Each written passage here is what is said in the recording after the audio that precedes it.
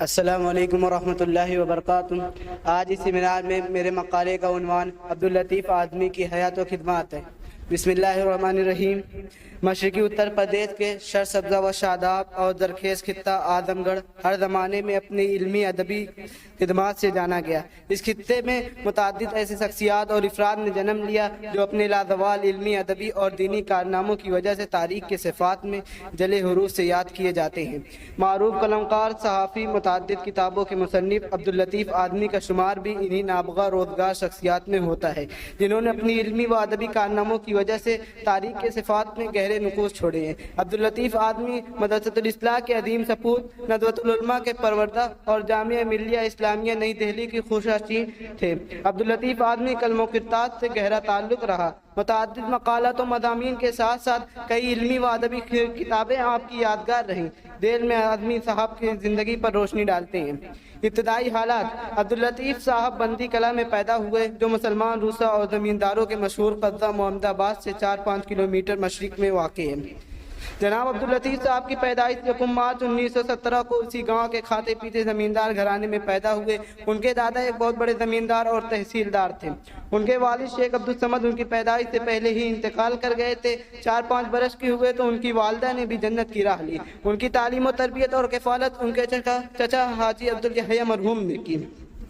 نسلی طور پر راجپوت تھے، گویا دونوں حیثیت سے قلع تھے۔ اب تعلیمی سرگرمیاں: عبداللطیف اعظمی نے ابتدائی تعلیم گاؤں سے حاصل کی۔ اس کے بعد مدرسۃ الاصلاح میں 1927 میں داخلہ لیا اور یہاں سے آپ نے 1930 میں فراغت حاصل کی۔ مدرسۃ الاصلاح سے فراغت حاصل کرنے کے بعد آپ نے 1930 میں ندوۃ العلماء کا رخ کیا۔ 1936 میں وہاں سے فارغ التحصیل ہو کر اسی سال جامعہ ملیہ جا کر گریجویشن میں داخلہ لیا۔ 1941 میں BA کر کے وہ مکتوبہ جامعہ کے شعبہ و تالیف و طبیعات کے انچارج ہوئے۔ وہاں ایک مدت گزارنے کے بعد علی گڑھ کا رخ کیا۔ علی گڑھ مسلم یونیورسٹی سے 1957 عربی مضمون میں MA کی ڈگری حاصل کی۔ اس کے ساتھ ہی انہوں نے جامعہ ملیہ سے 1975 میں اردو مضمون میں MA کیا۔ اس کے بعد PhD کے تحقیقی مقالے میں لگے مگر اسے مکمل کرنے کی نوبت نہیں آئی۔ اعظمی صاحب کو مدرسۃ الاصلاح سے بڑا تعلق خاطر تھا۔ وہ جب وطن آتے تو کئی روز یہاں گزارتے۔ لکھنے پڑھنے کا ذوق یہیں کی طالب علمی کے زمانے میں ہوا۔ اس وقت یہاں مولانا امین حسن اصلاحی مرحوم کا بول بالا تھا۔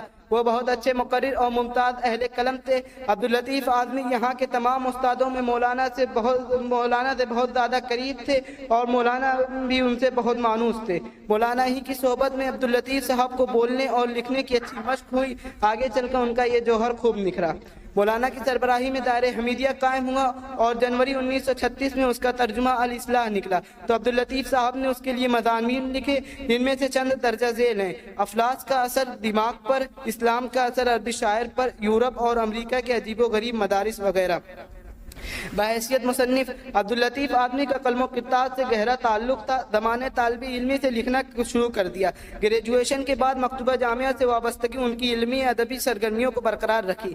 مختلف موضوعات پر علمی و تحقیقی مضامین و مقالات کے علاوہ متعدد کتابیں بھی تصنیف کی ہیں جن میں سے چند درجہ ذیل ہیں: بھارت آج اور کل، پنڈت جواہر لال نہرو کی کتاب کا ترجمہ، گاندھی جی اور ان کے خیالات، ڈاکٹر راجندر پرساد، عظیم رہنما اور پہلے راشٹرپتی، اردو ادب میں علامہ شبلی کا رتبہ۔ قلم و کرتاج سے وابستگی کا ذکر کرتے ہوئے عبداللہ علی بخش قادری لکھتے ہیں کہ اگر آپ کو دہلی بس اسٹاپ پر کوئی لکھتا ہوا نظر آ جائے تو آپ بلا جگہ عبداللطیف اعظمی سمجھ کر خطاب کر سکتے ہیں۔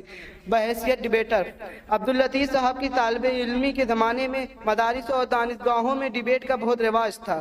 لطیف صاحب مقرر ہونے کے ساتھ ساتھ ڈیبیٹر بھی تھے، اس حیثیت سے بھی ان کو یاد رکھا جائے گا۔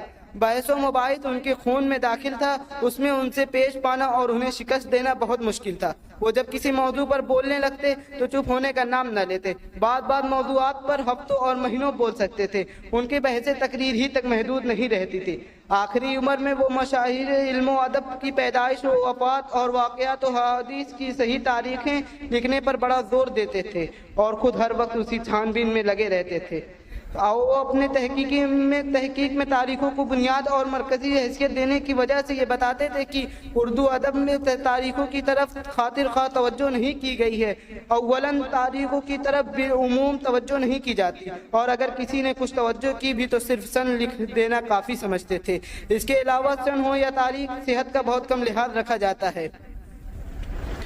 انعامات و اعزازات، مختلف کتابوں پر حسب ذیل انعامات ملے۔ حکومت اتر پردیش لکھنؤ سے گاندھی جی اور ان کے خیالات پر 1974 میں، اتر پردیش اردو اکادمی اقبال دانائی راست پر 1979 میں، مرکزی حکومت شعبہ